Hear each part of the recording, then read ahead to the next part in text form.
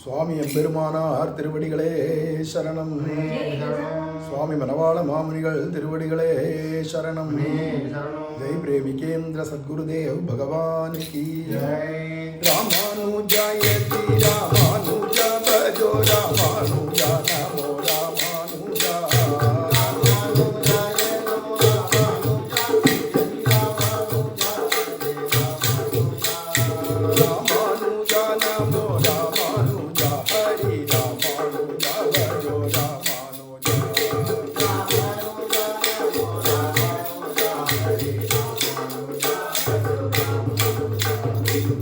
சுவாமி ராமானுஜன் திருவடிகளே சரணம்.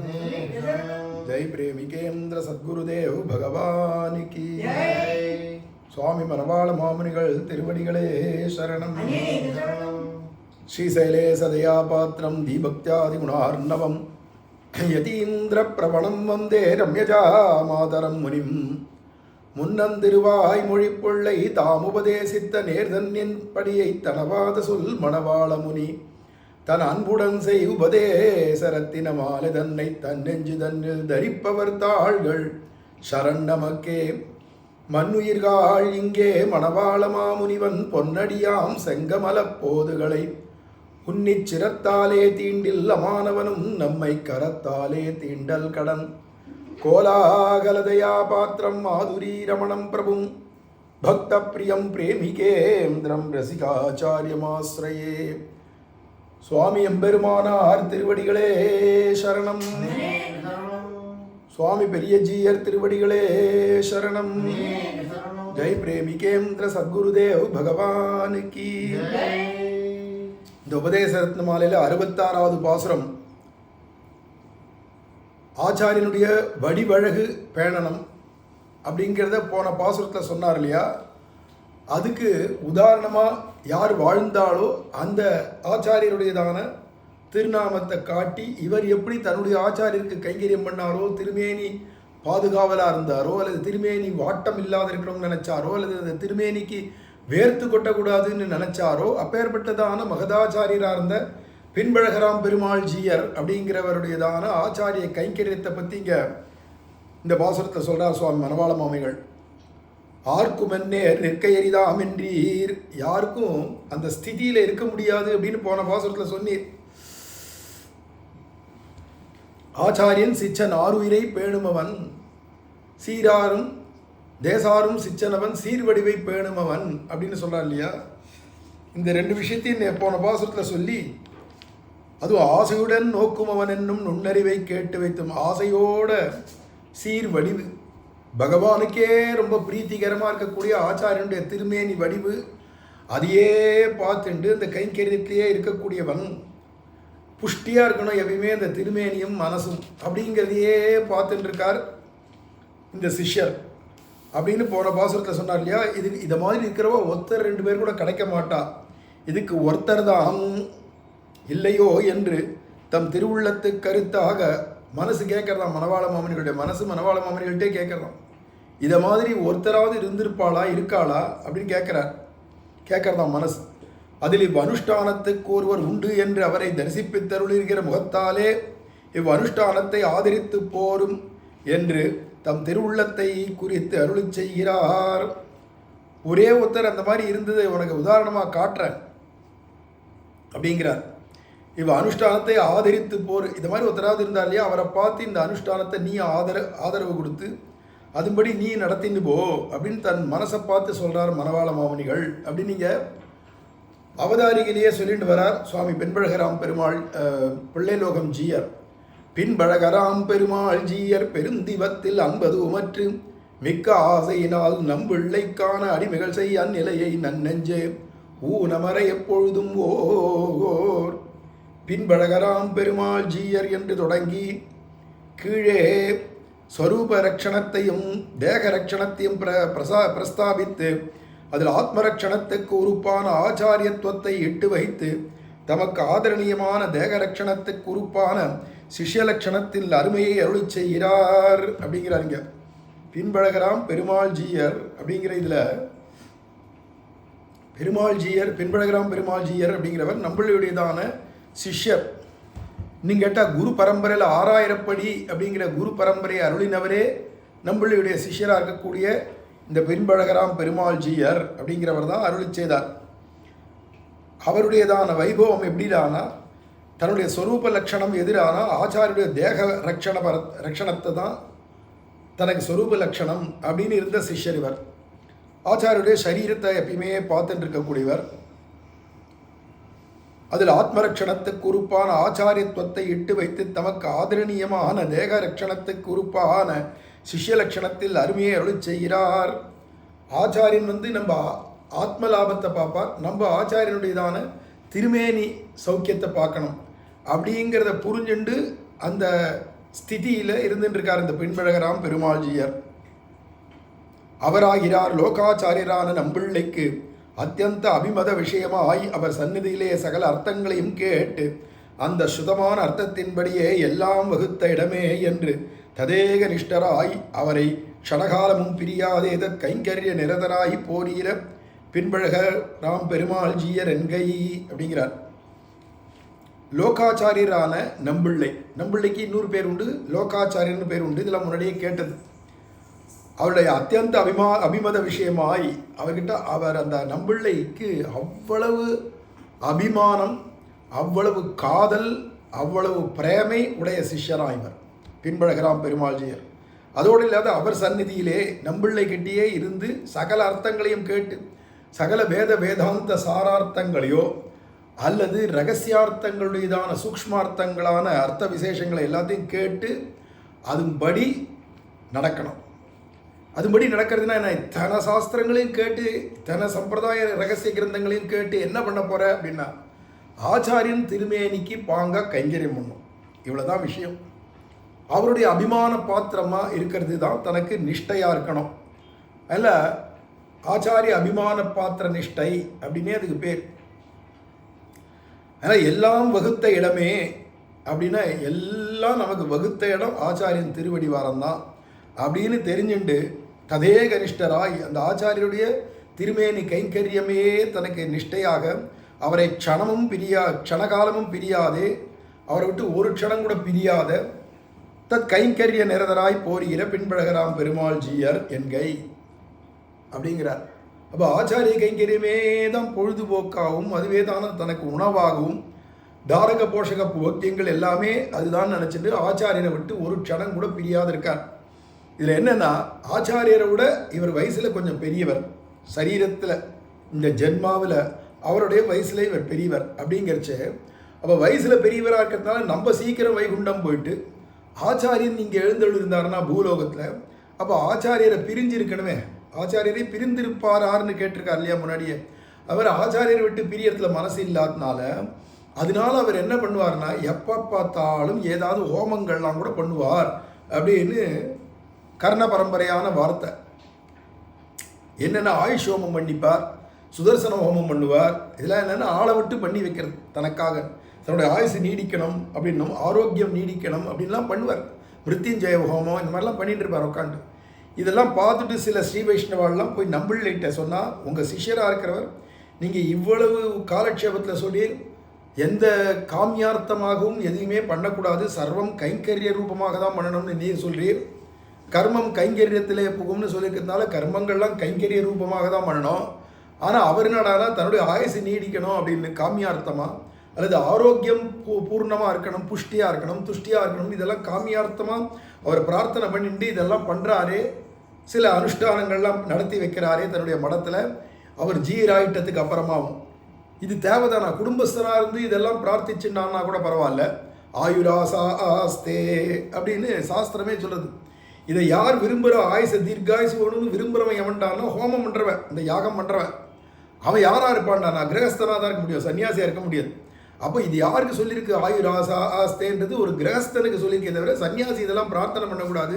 அவன் சரீர விஷயம், மனோ விஷயம், விஞ்ஞான விஷயம், பிராண விஷயம்னு எல்லா சரீரத்திலேருந்து ஆரம்பித்து பஞ்சகோஷத்தையும் விலக்கிட்டு கேவல ஆத்மானுபவானந்தம் ஸ்வரூபா சர்வபுத்தி இருக்குன்னு சொல்லக்கூடியதான எம்பெருமானுடையதான கைங்கரியத்திலேயே அந்த ஆனந்தத்திலேயே மூழ்கி கிடக்க வேண்டியிருக்க அதாவது அதுதான் தனக்கு ஸ்வரூப லட்சணம்னு தெரிஞ்சுட்டு அந்த அனுஷ்டானத்தில் இருக்க வேண்டியிருக்க ஆயுஷ் ஹோமம் தனக்கு பண்ணி வைக்க சொல்லி பண்ணிட்டு இருக்கார் மடத்தில். தனக்கு ஆரோக்கியம் வேணும் அப்படின்னும் மிருத்யுஞ்சய ஹோமம்னோ இதெல்லாம் பண்ணிட்டு இருக்காரு. எதுக்குது அப்படின்லாம் போய் நம்பிள்ளைட்ட சில பேர் சொல்ல, அன்றைக்கி திருவோலக்கமாக இருக்கச்சே சுவாமி பின்பழகராம் பெருமாள்ஜியர் அங்கே திருவோலக்கத்தில் எழுந்தொள்ளி இருக்கிற சந்தர்ப்பத்தில் போய் பின்பழகராம் பெருமாள்ஜியர் இங்கே வாரும் அப்படின்னு கூப்பிட்டு நம்பிள்ளை கேள்வி கேட்டார். எதுக்கு இதெல்லாம் பண்ணியிரு காமியார்த்தமாக, இதெல்லாம் உங்களுடைய மடத்தில் நடக்கிறதுன்னு சில சிஷ்யாலாம் சொல்கிறாளே, இது உகப்பா இல்லையே, இது உச்சிதமாகவும் இல்லையே. ஏன்னா உகப்பு நம்ம பூர்வாச்சாரியர்களுக்கு உகப்பு இல்லை சாதனங்கள்லாம் பண்ணுறது. இன்னொன்று உச்சிதம் இல்லை அப்படிங்கிறது சாஸ்திரப்படியும் உச்சிதம் இல்லை. ஒரு சன்னியாசியாக போயிட்டவன் காமியார்த்தமாக பண்ணவும் கூடாது. இது உகப்புக்கும் விஷயம் இல்லை, உச்சிதத்துக்கும் விஷயம் இல்லை. பின்ன எதுக்காக இதெல்லாம் பண்ணுறீர் அப்படின்னா, எனக்கு சரீரத்தில் இருக்கிற ஆசையினால இல்லை, பின்ன எதனாலன்னா ஆச்சாரிய கைங்கரியம் நீடித்து நடக்கணும். ஆச்சாரியர் இங்கே இருக்கச்சே நான் எங்கேயாவது வயசானவனாக போயிட்டு சீக்கிரம் போயிட்டா நம்பெருமாள் அமுச்சு வச்சுட்டார், பரமபதநாதன் அங்கே அழைச்சுட்டார் அப்படின்னு இருந்ததுன்னா பெரும் நஷ்டமாக போயிடும். இந்த கைங்கரியம் விட்டு போயிடும். திருப்பி ஆச்சாரியன் என்னைக்கு வராரோ அதுக்காக ஆச்சாரியன் சீக்கிரம் வந்துடணும்னு நினைக்கிறதும் தப்பு. அவர் இன்னும் எத்தனையோ பேரை கரையேற்றணும், அதனால எத்தனையோ ஜீவர்களை என்ன மாதிரி ஆக்கணும் அப்படின்னு இருக்கச்சே. அப்போ என்னடா நான் என்னுடைய ஆயுசை விருத்தி பண்ணிக்கலாம் இல்லையா? அதுக்கு நானா நேரடியாக ஹோமங்கள் யஜ்யங்கள்லாம் பண்ண முடியாத ஆக்கிறதுனால கிரகஸ்தாலான ஸ்ரீ வைஷ்ணவாலை கொண்டு இதை நடத்துகிறேன் அப்படின்னு சொன்னாராம். அப்போ தான் சேர்த்து கட்டிண்டாராம், இப்பேற்பட்ட ஆச்சாரிய நிஷ்டை உங்களுக்கு இருக்கே அப்படின்னு. அதனால் இவர் என்னென்னா லோகாச்சாரியரான நம்பிள்ளைக்கு அத்தியந்த அபிமதம் என்ன பண்ணிட்டு இருப்பார்னா விசிறி கைங்கரியம் பண்ணிட்டு இருப்பார். எப்போ பாரு திருவாலவட்டத்தை சுழற்றி பரிமாறிட்டு இருப்பார். அப்படிங்கிறது தான் இவருடைய கைங்கரியம். தாதிருசமான அதிகாரி பூர்த்தியை உடையவர் அப்படிங்கிறார். இவர் யாருடானா அதிகார பூர்த்தி உடையவர். தாதிருசமான அதிகாரி பூர்த்தி உடையவர்னா ஆச்சாரியம் திருமேனி பாங்காக இருக்கணும், சௌக்கியமாக இருக்கணும், க்ஷேமமாக இருக்கணும், என்றும் வடிவழில் வாழியே அப்படின்னு சொல்கிறவராக இருப்பார் இவர். அதனால கைங்கரிய அதிகாரி பூர்த்தி இப்பேற்பட்ட விலட்சண அதிகாரியாக இருந்துட்டு, ஆனாலும் அவர் என்ன பண்ணுவார்னா பெருந்திவமாகிய வைகுண்டம் போயிடக்கூடாது அப்படிங்கிற எண்ணம் ஆச்சாரியன் நீங்கள் இருக்கிறதுனால பெருந்திவத்தில் அன்பதும் அற்று அப்படிங்கிறார். பெரியவான் என்றும் எம்மா வீடு என்றும் சொல்லுகிறபடியே நிரதிசய சுகரூபமாயிருந்துள்ள திரிபாதிபூதியாகிற பிராபிய தேசத்தை பிராபிக்க வேணும் என்கிற பிராவண்யமும் அற்று அப்படிங்கிறார். பெருந்திவம் பெரியவான் எம்மா வீடு, மா வீடுன்னா அப்பேற்பட்ட எனக்கே உரியதான பெரிய வீடு பெருந்திவம், அதுதான் பரமபதம் அப்படின்னு வேதமும் சொல்கிறது. அதில் நிரதிசய சுகரூபமாக இருக்கக்கூடியது அந்த வைகுந்தம். நிரதிசய அப்படின்னா அந்த அதிசயம் இப்பேற்பட்டதுன்னு சொல்ல முடியாது, வாக்குனால வர்ணிக்க முடியாது, சொல்லுனால சொல்லவும் முடியாது. பண்கடந்த தேசம் அப்ராப்ய மனசா சஹா அப்படிங்கிறதுனால மனசுனாலையும் வாக்குக்கும் அப்பாற்பட்டது. அப்பேற்பட்டதான எம்பெருமான் சிந்தைக்கும் கோச்சரமல்லன் அப்படின்னு சொல்கிறார் ஆழ்வாரம். சிந்தனை பண்ணுறதுக்கு கூட கோச்சரமானவன் இல்லை, சிந்தனைக்கு உட்பட்டவன் இல்லை, அப்பாற்பட்டவன், அகோச்சரம். அப்பேற்பட்டதான எம்பெருமான் இருக்கக்கூடியதான வைகுந்தம் இருக்கே அங்கே நிரதிசயமான, அதிசயம்ன்றதே ஆச்சரியம் தானே, நிரதிசயமான அப்படிங்கிற அப்பேற்பட்டதான ஒரு நிலை சுகம், அப்பேற்பட்டதான ஒரு சுகம் கிடைக்கும் அப்படின்னு. அப்பேற்பட்ட சுகம் கிடைக்குமாண்ணா, அப்பேற்பட்ட சுகம் கிடைக்குமாண்ணா வைகுண்டத்தில் கிடைக்கும்பா. அதை திரிபாத் விபூதின்னு சொல்லுவா. அகிலாண்ட கோடி பிரம்மாண்டங்களாகிய இந்த சம்சாரம் பூரா 1/4 பங்கு அப்படின்னா வைகுந்தம்ன்றது 3/4 பங்கு, 3 பங்கு அப்படின்னு சொல்கிறோம். அவ திரிபாதஸ்யாமிருதம் திவி பாதோஸ்யேகா பவாத் புனः பாதோஸ்ய விஸ்வாபூதானி திரிபாதஸ்யாமிருதம் திவின்லாம் வேதமே சொல்கிறதுனால 3 பங்கு பெருந்திவமாகிய வைகுந்தம் அப்படின்னும் 1/4 பங்கு தான் இந்த அகிலாண்ட கோடி பிரம்மாண்டமான சம்சாரம் அப்படிங்கிறதுனால திரிபாத் விபூதினே வைகுண்டத்துக்கு பேர். அந்த திரிபாத் விபூதி ஆகிய பிராபிய தேசத்தை பிராபிக்க அதை அடையறதுக்கு வேணும் அப்படின்ற பிராவண்யம் இல்லை, அதில் ஒரு பிரியம் இல்லை. வைகுண்டம் போனோன்னு ஒரு பிரியம் வேணும் இல்லையா, அந்த பிரியமே இல்லாதற்கு, அதாவது மாக வைகுந்தம் காண்பதற்கு என் மனம் ஏகமென்னும் என்றும் வானுலகம் தெளிந்தே என்று எய்துவது என்றும் சொல்லுகிறபடியே எல்லாராலும் விரும்பப்படுவதான தேசத்திலும் விருப்பமற்று மாக வைகுந்தமாகி அந்த உயர்ந்த வைகுண்டத்தை அது பார்க்கணும்னு என் மனசு ஏங்கிறதே அப்படின்னார் நம்மாழ்வார். வைகுண்டத்தை அடையிறதுக்கோ பார்க்கறதுக்கோ ஏக்கம்ன்றார். வானுலகம் தெளிந்தே என்று எய்துவது அப்படின்னு மாமுனிகளவும் சொல்கிறார் ஒரு இடத்துல. அப்பேற்பட்டதான வானுலகம் ஆகிய வைகுந்தத்தை தெளிந்தே என்று எய்துவது, என்னைக்கு தெளியறதுன்றதுக்கு அர்த்தம் ஞானான் மோக்ஷா அப்படின்ற அந்த ஞானம், அந்த பரிபக்குவம் பூர்த்தியாகி பிராரப்தம் பரிபூஜ்யன்னு பிராரப்தங்கள்லாம் கழிஞ்சு கடைசியில் கிளம்பணுமே வைகுண்டம், அப்படி தெளிந்தே என்று எய்துவது, என்னைக்கு அந்த வைகுண்டம் அடையிறது அப்படின்னு கேட்க வேண்டியிருக்க எல்லாரும் விரும்பக்கூடிய அந்த தேசத்தில் விருப்பமே இல்லை, வைகுண்டத்தில் இருக்கு. குருவேர் பரம்பின திருமுக மண்டலத்தில் சேவையும் சுற்றி சுழற்றி பரிமாறுகிற கைங்கரியத்தை விட்டு அடியேனுக்கு பரமபதத்துக்கு போக இச்சை இருந்ததில்லை இரே அப்படிங்கிறாராம். குருவியர் புருவம், இங்கே மேலே குட்டி குட்டியாக சின்ன சின்ன அரும்பி இருக்கக்கூடியதான முட்டு மாதிரி அரும்பி இருக்கக்கூடியதான வேர்வைகள், அது நம்மளுக்கு இப்போ வரலாம் ஃபேனை போடுறது ஏசியை போடுறதுன்ற காலம் இல்லையே. தனக்கு தானே ஒன்று சுவைட்டி பரிமாறிக்கணும். இந்த விசிறி எப்படி சுவைட்டின்ண்டே இருப்பான் அந்த காலத்தில் விசிறிக்கள். இல்லை யாராவது ஆச்சாரியராக இருந்தால் கைங்கரிய பெறாட்டிருப்பா, சிஷ்யா விசிறுவா அப்படிங்கிறதால அந்த வியர்வைகள் கூட வரக்கூடாது ஆச்சாரியருக்கு. அப்படி அதுக்காகன்னு சுழற்றி பரிமாறிண்டே இருப்பார் அப்படிங்கிறார். அதில் சுழற்றினாலே போகிறோம். திருப்பி சுற்றின்னு சொல்கிறாருன்னா சுற்றி கைங்கரியம் பண்ணுவாராம். ஒரே இடத்துல இருந்தால் ஒரு இடத்துக்கு மட்டும் வேர்க்காத இருக்கும், இந்த பக்கம் வேர்க்கும் அடிக்கிற வெப்பத்துக்கு. அதனால் என்னென்னா இந்த பக்கம் கொஞ்ச நாள் விசுவார், அப்புறம் முதுகுபுறமாக போய் விசுவார், அப்புறம் இந்த பக்கமாக விசுவார், அப்புறம் இன்னும் திருப்பி இப்படி மாற்றிப்பார், இப்படி அப்படின்னு ஆச்சாரியருக்கு சுழற்றி பரிமாறுறதுன்னா சுவைட்டி இந்த விசிறியில் சுழற்றி பரிமாறுற விசிறி இருக்குது. வெறும் அப்படியே பிடிச்சி ஒரே ஸ்டாண்ட் ஸ்டில் அப்படி விசிற விசிறி இருக்குது, கை அசையாதபடி. ஆனால் அதில் உருட்டையான ஒரு குழல் போட்டானா இப்படி சுவைட்டினோம்னா அது பாட்டு வேகமாக சுற்றின்னு இருக்கும். அப்படிங்கிறதால அதுக்கு தான் சுழற்றி பரிமாறுவது. அந்த காலத்தில் அந்த மாதிரி விசிறிகள் இருந்திருக்கு, இப்போவும் இருக்குது. அந்த சுழற்றி பரிமாறுற விசிறி இருக்கே, அதால் விசிறதுனால சுழற்றி பரிமாறுகிற கைங்கரியத்தை விட்டு, இந்த கைங்கரியத்தையும் விட்டு நான் கடைசி பட்சமாக இந்த கைங்கரியமாவது ஆச்சாரியர்கள் பண்ணோம், இதையும் விட்டுட்டா அப்படின்னா என்ன அர்த்தம்னா இதுக்கு மேலே என்னென்ன பண்ணணுன்றதுல விஷயம் இருக்குது.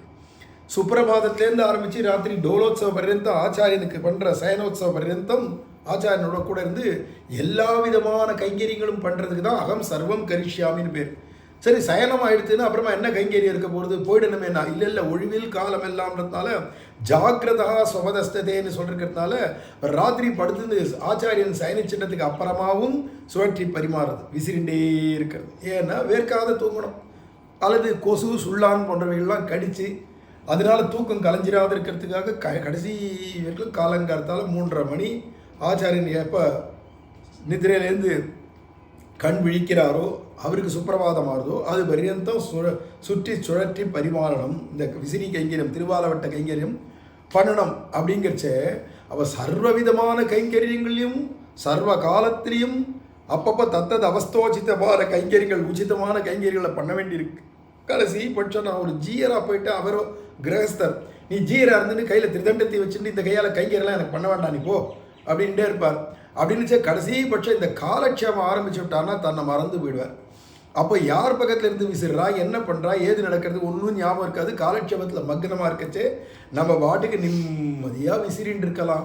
ஏன்னா நான் மற்ற சிஷ்யாவெல்லாம் கேட்க போகிறதில்லை, ஏன் விசிற அப்படின்னு நம்மளை பார்த்து கேட்க மாட்டான். மேலும் அவள்லாம் என்னன்னா ஆச்சாரியர் திருமுக மண்டலத்தை பார்த்து ரசித்து அனுபவிச்சுன்னு இருக்கிறதுனால அவள் எதிர்க்க உட்காரதான் ஆசைப்படுவா, பின்னாடி விசிற மாட்டா. ஆக நமக்கு இடைஞ்சல் இல்லை, ஆச்சாரியனாலேயும் இடைஞ்சல் இல்லை இந்த கைங்கரியத்துக்கு, அது மாதிரி சிஷ்யாலாலையும் கோஷ்டினாலையும் இடைஞ்சல் இல்லை, நம்ம பாட்டு சுதந்திரமாக விசிறலாம் அப்படின்னு. என்னைக்காவது தப்பி தவிர 2 மணி நேரத்துலேயே காலட்சேபம் முடிச்சுவிட்டா நம்மளையே பார்த்து அவர் கேள்வி கேட்பாரான், ஏன் சுவாமி இன்றைக்கி காலட்சேபம் சீக்கிரமாக முடிச்சுட்டு திரும்பி ஏதாவது பாங்கு இல்லையா? இல்லையே, நீ சொல்ல வந்த விஷயம் சீக்கிரம் முடிஞ்சு கொடுத்து வியாக்கியானம் அதெல்லாம் முடிச்சுன்னுட்டேன் அப்படின்னு வரான். ஐயோ இன்னும் ரொம்ப போக்கியமாக இருந்தது, வேற ஒரு விஷயத்தை சேர்த்து சொல்லிக்கலாமே, இன்னும் கொஞ்சம் விஸ்தாரமாக சொல்லியிருக்கலாமேன்னு. ஏன்னா இவர் 3 மணி நேரம் 4 மணி நேரம்னு சொன்னார்னா நம்ம நிம்மதியாக விசிறலாமே, அந்த கைங்கரியம் கிடைக்குமே அப்படின்னு இவருடைய எண்ணம். அப்புறம் அவருக்கே தோணுமாச்சே நம்ம சுயநலத்தினால ஆச்சாரியன் பாட்டு கத்தி சொல்லிகிட்டே இருக்கார், அவருக்கு தொண்டை நோகாதா, அவருக்கு கால் வலிக்காதா, அவர் மறந்து சொல்கிறார், அப்புறம் எழுந்தாவிட்டு வலிக்குமே, அப்போ என்ன பண்ணுவார் பாவம், தனக்கு தானே பிடிச்சி விட்டு இருக்க முடியும் அப்படின்லாம் இவர் நினச்சிப்பாராம். 2 விதமாகவும் எண்ணங்கள் வருமா. அந்த அளவுக்கு ஆச்சாரிய கைங்கரியத்தில் ஈடுபாடுடையவர் அப்படிங்கிறத இங்கே காட்டுறா. அதனால பரமபதம் போக எனக்கு இச்சை இருந்ததில்லை என்றார். அதில் பரமபதம் போகணுன்றலாம் எனக்கு ஆசை இல்லை அப்படின்னு அவரே சொன்ன வார்த்தையை வச்சுட்டு தான் பெருந்திவத்தில் ஆசை அன்பதும் மற்று அப்படின்னு இங்கே மாமுனிகளும் அதை எடுத்து கொடுக்குறார். என்று அருளி செய்து போருவர் என்கை. இப்படி அதில் ஆதரமும் மட்டமாகும்படி அதிலும் இஷ்டமாக இருப்பதான விஷயத்தை சொல்லுகிறது. இதில் ஆதரவுன்னா பிரேம, வைகுண்டத்தில் பிரேம மட்டமாக இருக்கும், குறைச்சலாக இருக்குது. மட்டம்னா இங்கே கேவலம்னு அர்த்தம் இல்லை, கேவலம்ன்றதுக்கே தனிமைன்னு ஒரு அர்த்தம் உண்டு. கேவலம்னா அல்பம் அப்படின்னு அர்த்தம் இல்லை. அது மாதிரி இங்கே மட்டம்னு சொன்னாலும் அல்பம்னு அர்த்தம் இல்லை, சொல்பமாக இருக்குதுன்னு அர்த்தம். பிரேமை வைகுண்டத்தில் பிரேமைங்கிறது ரொம்ப சொல்பம். அதை காட்டிலும் இஷ்டம் எதிரான ஆச்சாரிய கைங்கரியம், இங்கே இருந்துட்டு பண்ணுற கைங்கரியம். அதனால் அதிலும் இஷ்டமாக இருப்பதான விஷயத்தை சொல்லுகிறது. மிக்க ஆசையினால் நம்பிள்ளைக்கான அடிமைகள் செய் என்று. அதாவது தேசாரும் சிச்சனவன் சீர்வடிவை ஆசையுடன் நோக்குமவன் என்கிறபடியே அந்த தேச விசேஷத்தில் உண்டான ஆதரத்தை எல்லாம் தமக்கு தேசிகரான நம்பிள்ளை விஷயத்தில் கைங்கரியத்திலேயே ஆய்த்து இவர் ஒருமடைப்படுத்தி கொண்டு போருவது என்கை அப்படிங்கிறார். இவருக்கு தேச விசேஷம் தேசிகர்னர். இவளுக்கெல்லாம் கவிதை சகஜம், வியாக்கியாதாக்கள்லாம் கவிதை சகஜமாக வரும். அடுத்தடுத்து பதத்தை பார்த்தா எப்படி விழுறதுன்னு பார்க்கணும். அந்த தேச விசேஷத்தில் ஆதரத்தை எல்லாம் தமக்கு தேசிகர்னா ஆச்சாரியரான நம்பிள்ளைட்ட வைகுண்டத்தில் எவ்வளவு வைக்கணும் பிரேம, அதெல்லாம் வைக்காத அங்கே சொல்பமாக வச்சுவிட்டு இங்கே தான் பூரா ஏன் அங்கே சொல்பம் வச்சுருக்காருன்னா, திடீர்னு நம்ம ஆச்சாரியர் முன்னாடி கிளம்பி வைகுண்டம் போயிட்டார்னா அப்போ உனக்கு ஆசையே இல்லை, என்னால் கிடையவே கிடையாது, இங்கேயே இருந்துட்டாருன்னா அப்போ அங்கே போய் கையெறியும் கிடைக்காதுக்குமே. சும்மா சொல்பமாக அப்படி வச்சுப்பாரான், ஒட்டை வச்சுக்கிறது மாதிரி. வேண்டானா தூக்கி போய்ட்டுருவார், வேணா ஒட்டிப்பேன் அப்படிங்கிற மாதிரி தனியாக இருக்குமா. அதனால் சொல்ப ஆசை தான் அங்கே இருக்குது. அதையும் இங்கே எடுக்கிறார். அந்த தேச விஷயத்தில் உள்ள ஆதரத்தை எல்லாம் தமக்கு தேசிகரான நம்பிள்ளை விஷயத்தில் கைங்கரியத்திலே ஆய்த்து இவர் ஒருமடைப்படுத்தி கொண்டு போர்வதென்கை. ஏன்னா மட்டமான, அதாவது சொல்பமான ஆசை தான் அங்கே வச்சுருக்கார். பெரும்பாலும் ஆசை 99% ஆச்சாரியன் ஆச்சாரியன் ஆச்சாரியன் அப்படின்னே இருக்கார். ஆகையால் இவருக்கு ஒரு தேச விசேஷமும் ருச்சியாதிரேன்றார். அவள் தேச விசேஷமான வைகுண்டத்தில் இவருக்கு ருச்சியே இல்லை அப்படிங்கிறது தெரியுது. நம்பிள்ளைக்கான அடிமைகள் செய்ய அந்நிலையை தம்முடைய ஆத்மரட்சணத்திலே அனவரதம் அவகிதராய் பரமபதம் தம்முடைய சிறுமுறிப்படி செலுத்தும்படி இருப்பராய். சிறுமுறிப்பு சின்ன முடிச்சு மாதிரி, இது பெரும் முடிச்சு ஆச்சாரிய கைங்கிறோம், சின்ன முடிச்சா வச்சுருப்பாராம் சிறுமுடி அப்படிங்கிறது போல் வைகுண்டத்தை வச்சுருப்பார் தொட்டுக்க. எதுக்கிடானா வைகுண்டம் ஆச்சாரியர் போயிட்டா அப்போ ஆசையோடு கொஞ்சமாவது இருக்கிறத வச்சுட்டு கிளம்பி போயிடலாமேன்னு. சிறு முறிப்படி செலுத்தும்படி இருப்பராய் தமக்கு வகுத்த விஷயமாயிருக்கிற நம்பிள்ளைக்கு கைங்கரியம் பண்ணார். ஏன்னா தன்னுடைய ஆத்ம ரட்சணமே சிந்தனமாக இருக்கார் இந்த பெண்பழகராம் பெருமாள்ஜியர். ஆத்மாவுக்கு ரட்சணம் எதிரான ஆச்சாரியருடைய அபிமான பாத்திரமாக இருந்துட்டு ஆச்சாரியருடைய அத்தியந்த கைங்கரியங்கள், அந்தரங்க கைங்கரியங்கள் எல்லாத்தையும் தான் பண்ணணும் அப்படின்னு அதில் நிரந்தராக இருக்கிறது. நினைச்சா மட்டும் போகிறது, அனுஷ்டான பர்யந்தமாக இருக்கிறது. அப்படிங்கிறதுனால இவருக்கு ஆத்மரட்சணத்தையே அனவரதம் அவகிதராய் அப்படிங்கிறார். ஆத்மரட்சணத்திலேயே மூழ்கி இருக்கார், ஆத்ம விஷய சிந்தனையிலேயே இருக்கார். அதுதான் ஆத்மவானு அப்படின்னு நடாதூர் அம்மாளும் சொல்கிறார். அதனால் நடாதூர் அம்மாள் சாதிக்கச்சேவே அங்கே சொல்லச்சேவே சத்சங்காது பவனிஸ்பிருகா குருமுகாது ஸ்ரீசம் பிரபத்தியே ஆத்மவானுன்னார். ஆத்மலாபத்தையே சிந்தனம் பண்ணுறவன் அப்படிங்கிறது இருக்கிறதுனால இவர் அதையே சிந்தனம் பண்ணுறதுனால ஆச்சாரியருக்கு ஆன அடிமைகள் செய்கிறார்.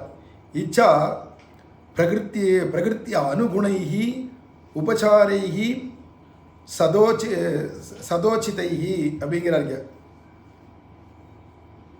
சதா உச்சிதைஹி எப்போதும் உச்சிதமாக இருக்கக்கூடிய உபசாரைஹி அப்படின்னு நமக்கு எது இச்சையோ அப்படின்றத காட்டிலும் அவருக்கு இப்போ எது தேவை, எது ஆசைப்படுறார் ஆச்சாரியர் அப்படின்னு தெரிஞ்சுட்டு அதுதான் தத்தத் அவஸ்தோச்சித. அந்தந்த அவஸ்தைகளுக்கு உச்சிதமா அப்படின்னு சொன்னால் அப்போ அந்த சுவாமி எதை விரும்புகிறார், சுவாமிக்கு இப்போ எந்த கைங்கரியம் அவசியம் அப்படின்னு தெரிஞ்சுட்டு அது நம்ம செய்யலாமா கூடாதா அப்படிங்கிறதையும் பார்த்து உச்சிதமான நமக்கு செய்யறதுக்கு உச்சிதமான கைங்கரியங்கள்லாம் அவர் விருப்பத்துக்கு தக்க அப்பப்போ பார்த்து செய்யறது அப்படிங்கிறது இந்த ஸ்லோகத்தில் சொல்கிறபடியே தத்தது அவஸ்தோச்சிதமாக சுழற்றி பரிமாறுகை முதலான சகலவித கைங்கரியங்களும் அவர் உகக்கும்படி செய்து கொண்டு போந்த லோக விலட்சணமான நிஷ்டையை அப்படிங்கிறார். இதில் இப்போ இந்த இடத்துல பதங்கள் போடச்ச வியாக்கியாதாக்கள்லாம் ஒரு வார்த்தை போட்டாங்கன்னா அதுக்கெல்லாம் சூக்ஷ்மார்த்தங்கள் நிறைய இருக்கும். மூலத்தை காட்டிலும் இதில் தான் வியாக்கியானத்தில் நிறைய சூக்ஷ்மார்த்தங்களை போட்டு வச்சுருவா. அதான் வியாக்கியானத்துக்கு ஒரு வியாக்கியானம் பண்ணணும்னு ஆகிடும். அது என்னடானா சகலவித கைங்கரியங்கள்ன்றதுக்கு முன்னாடி தத்தது அவஸ்தோச்சிதமான அப்படின்றதுக்கு அர்த்தம் என்ன அப்படின்னா, தானும் சன்னியாசி, ஆச்சாரியரோ கிரகஸ்தர், அவருக்கோ 2 தேவியா இருக்கா, மனைவிகள் இருக்கா, அவளும் கூடவே படுத்துட்டு இருப்பார் ராத்திரியெல்லாம். அப்போ ஆத்துக்காரியோடு சேர்ந்து படுத்துட்டு இருக்கார், அம்மங்காரோடு சேர்ந்து படுத்துட்டு தான் பாட்டுக்கு விசிறேன் அப்படின்னு பக்கத்தே நின்று விசிறின்னு இருந்தோமானா அவளுக்கு சங்கோஜமாக இருக்கும், அம்மங்காருக்கு சங்கோஜமாக இருக்கும் படுத்துக்கிறதுக்கு பக்கத்தில், ஆச்சாரியன் பக்கத்தில். அதனால அவளுக்குள்ளால இருக்கக்கூடியதான கைங்கரியமே எப்படானா ராத்திரியில தான் அம்மங்காருக்கு பூர்ணமாக கிடைக்கும். மிச்ச சமயத்துலலாம் சிஷ்யாலாம் இருந்துகிட்டே இருப்பா, யாராவது மாற்றி இருப்பா, இல்லை இவாளுக்கே ஏதாவது மடப்பள்ளி காரியங்கள் இருக்கும். அப்போ ஆச்சாரியனுக்கு அந்தரங்கமாக காலை பிடிச்சி விடணும், பாத சேவனம் பண்ணணும் அப்படின்னும், அல்லது ஆச்சாரிக்கு ஏதாவது மருந்து போட்டு தேய்ச்சி விடணும் எங்கேயாவது வலிச்சதுன்னா அப்படிங்கிறதான அந்த சேவை இருக்கே, கைங்கரியங்கள் இருக்கே, அது அந்தரங்க விருத்தி. அது பள்ளி அறையில் தான் பண்ண முடியும். ஆச்சாரியனும் அம்மங்காரு ஏகாந்தமாக இருக்கச்சே தான் அம்மங்காருக்கு அந்த கைங்கரிய பாக்கியம் கிடைக்கும். அதுலேயும் போய் இவர் விசிறிட்டு இருந்தாருன்னா அம்மங்கார் படுத்துக்கிறதுக்கோ கைங்கரியம் பண்ணுறதுக்கோ சங்கோஜப்படுவா அப்படிங்கிறது தெரியுமா இருக்கிறதுனால தத்தது அவஸ்தோச்சிதமா அப்படிங்கிற இந்த பதத்துக்கு அவ்வளோ அர்த்தம் இருக்குது, ஆழம் இருக்குது. இது அந்தந்த கைங்கரிய பராலையும் பொறுத்து இருக்குது, அந்தந்த சுவாமியை பொறுத்தும் இருக்குது தத்தது அவஸ்தோச்சிதன்றது. இப்போ இவர் விஷயத்தில் பின்பழகராம் பெருமாள் ஜீரா போயிட்டதுனால அவர் சன்னியாசியா, ஆச்சாரியன் நம்பிள்ளியோ கிரேஸ்தனா போயிட்டதுனால உச்சிதமான காலத்தில் உச்சிதமாக அவருக்கும் விருப்பமாக எது தேவையோ அதை செய்யணும். ரொம்ப குளிர சமயம் போட்டு மங்குன்னு விசிறின்ட்டு இருந்தாளான்னா எனக்கு தயா கைங்கரியம் கிடச்சிருக்கு நம்ம பாட்டுக்கு பண்ணியிருந்தோம்னா அவருக்கு அதில் விருப்பம் இருக்கணும், அவருக்கு அது போக்கியமாக இருக்கணும். அப்போ வேத்து கொட்டுற சமயமாக பார்த்து மெதுவாக வேகமாக விசிறக்கூடாது.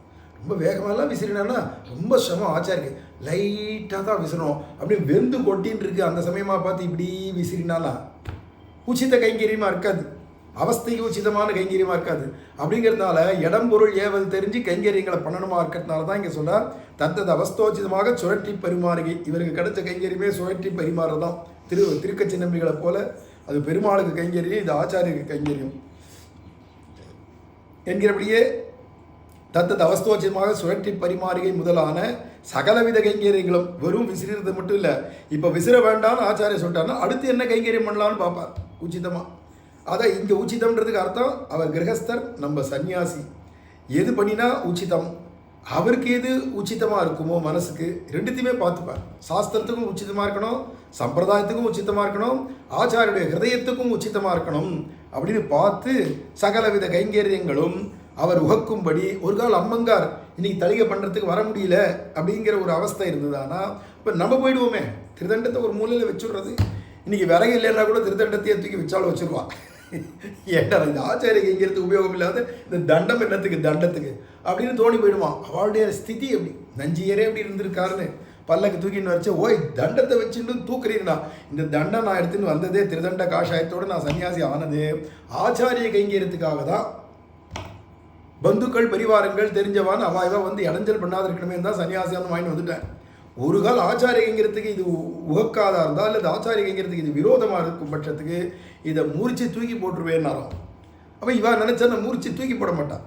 ஏன்னா ஆச்சாரியுடையதான அடுப்பங்கரையில் போய் அந்த மடப்பள்ளியில் அது விறகு கையிலையானா இந்த திருதண்டத்தை நல்ல காஞ்ச மூங்கில்னு வச்சுருவாங்க, இதுக்காக உபயோகப்படட்டும் ஆச்சாரியர் கைங்கிறதுக்கு அப்படின்னு அப்படி உபயோகப்படுத்துகிறவாளாக இருக்கிறதுனால இவாளுடைய லட்சியமே ஆச்சாரிய கைங்கரியம் அப்படிங்கிறதுனால சகலவிதமான கைங்கரியங்களும் நினச்சி அடுப்பில் போய் பாலமுது காய்ச்சறதுலேருந்து தளிகை பண்ணுறதுலேருந்து எல்லா கைங்கரியத்தையும் தான் செய்ய கடவேன் அப்படின்னு இருப்பாளே தவிர அகம் சர்வம் கரிஷ்யாமின்னு இருப்பாளே தவிர ஏதோ ஒன்று கிடச்சி இது போகிறோம் அப்படின்னு இருக்க மாட்டாலாம். அந்தந்த அவஸ்தைக்கு ஏற்ற மாதிரி உச்சிதமான கைங்கரியங்கள் எல்லாத்துலேயும் ஈடுபடுறது செய்து கொண்டு போந்த லோக விலட்சணமான நிஷ்டையை அப்படிங்கிறார். இது லோகத்தில் எல்லாருக்கும் வராது இந்த நிஷ்டை.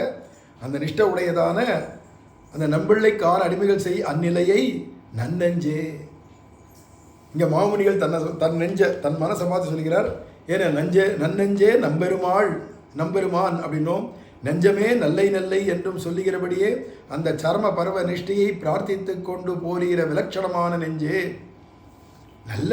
நல்ல நெஞ்சார்க்கியே அப்படின்னும் நன்னெஞ்சே நம்பெருமான் அப்படின்லாம் ஆழ்வார்கள் பெருமாள் விஷயத்தில் ஈடுபட்டதெல்லாம் இவர் ஆச்சாரியர் விஷயத்தில் உகக்கிற மனசான்.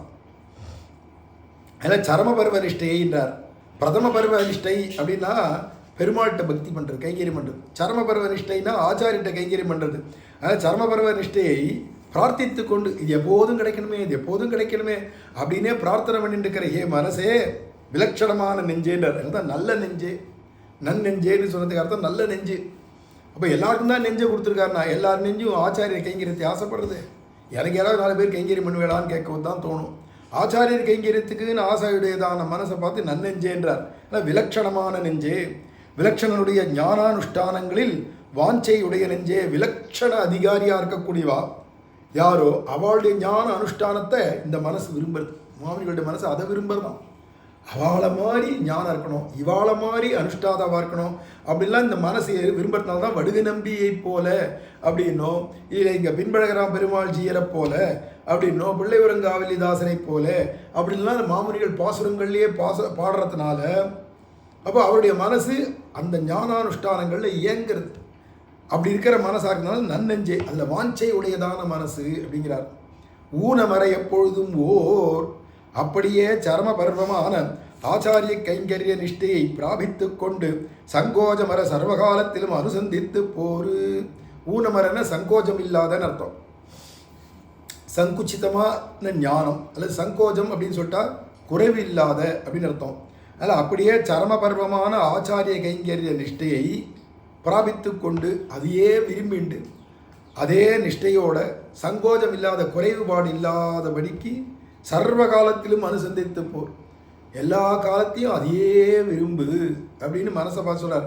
அசகிருத் ஆவிருத்தி அபேட்சா காரியம் இரே அப்படிங்கிறார். அசகிருத் ஆவிருத்தின்னா, சகிருதாவிருத்தினா ஒரே ஒரு தடவை மட்டும் பிரார்த்தனை பண்ணி விட்டுறது. அப்படி இல்லாத அசகிருத் ஆவர்த்தின்னா திருப்பி திருப்பி திருப்பி திருப்பி அடிக்கடி இதையே அபேட்சிதம் இரு, அபேட்சா காரியம் இரு. இதுக்கு காரணம் ஏன் திருப்பி திருப்பி திருப்பி சொல்லிகிட்டே இருக்கு இந்த மனசு.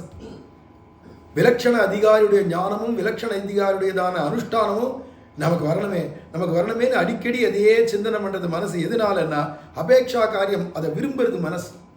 அது கிடைக்கிற வரைக்கும் கிடைக்கணுமேன்னு கேட்டுகிட்டே இருக்க தோன்றது.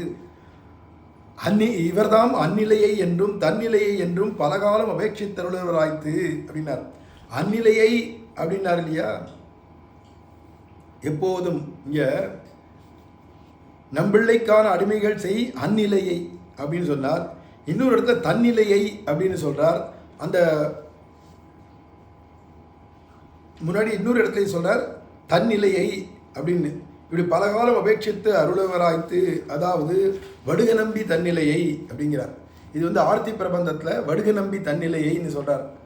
இப்படி இருக்கிற இவருடைய ஆச்சாரிய அபிமான நிஷ்டையை தேவுமற்றறியேன் என்றிருக்கும் ஸ்ரீமான்களான அதிகாரிகள் ஆழ்வார் திருமகரால் ஆண்டாள் என்று தொடங்கி திருவாய்மொழிப்பிள்ளை திருவடிகளிலே நம்முடைய ஜீயர் என்னும் அளவாக இத்தையும் அப்படியே அந்திமோபாய நிஷ்டாகிரேசரான அஸ்மத் பரமாச்சாரியரும் அருளி செய்தாரிரே.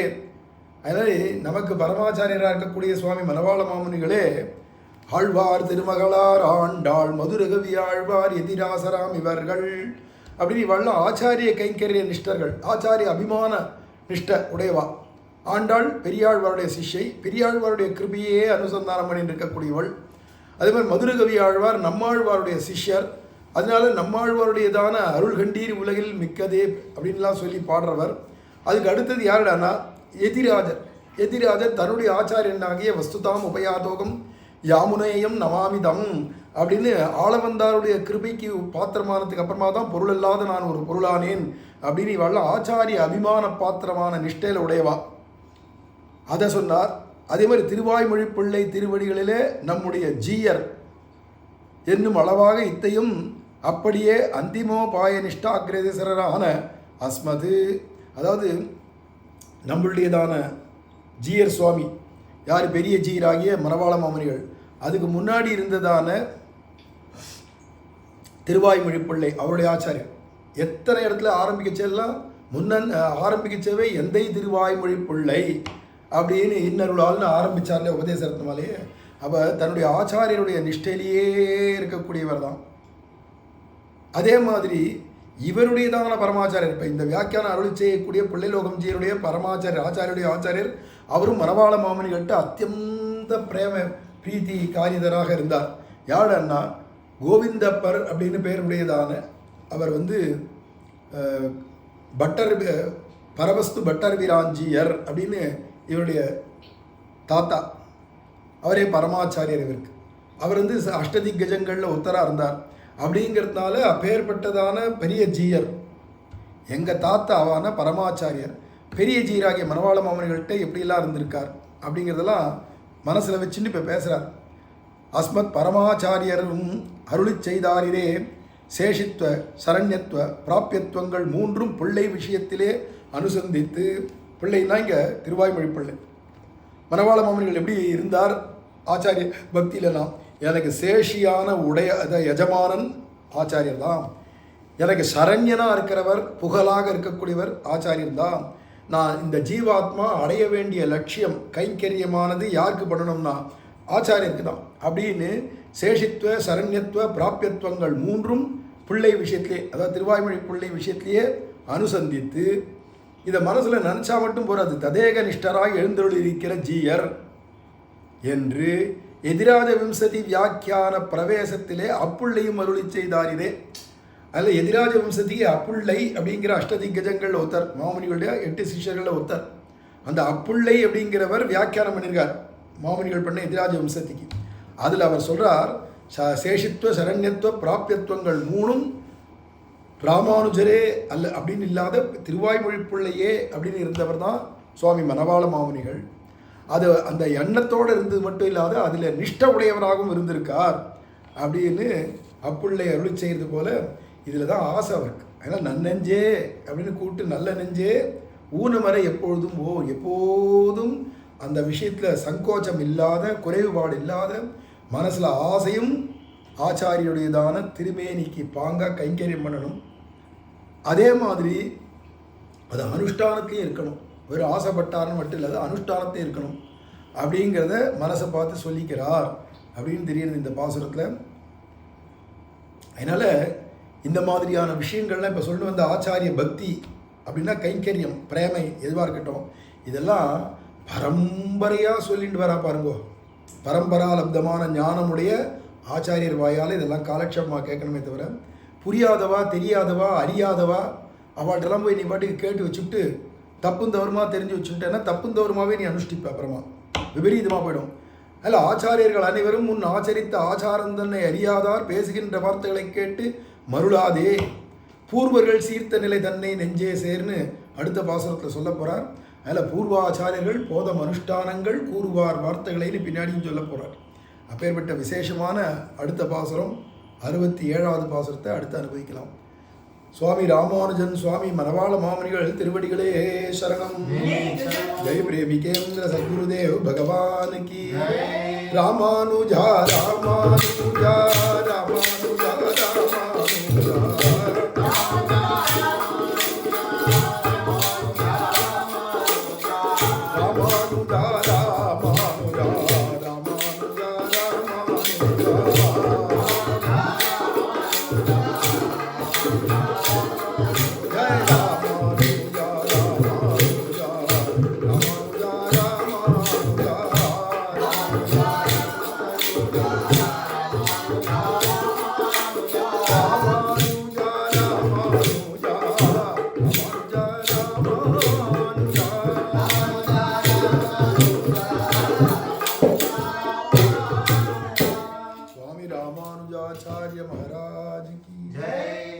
சுவாமி மணவாள மாமுனிகள் திருவடிகளே சரணம். ஜெய் பிரேமிகேந்திர சத்குருதேவ் பகவான் கி. ஸ்ரீமதே ராமானுஜாய நமஹ.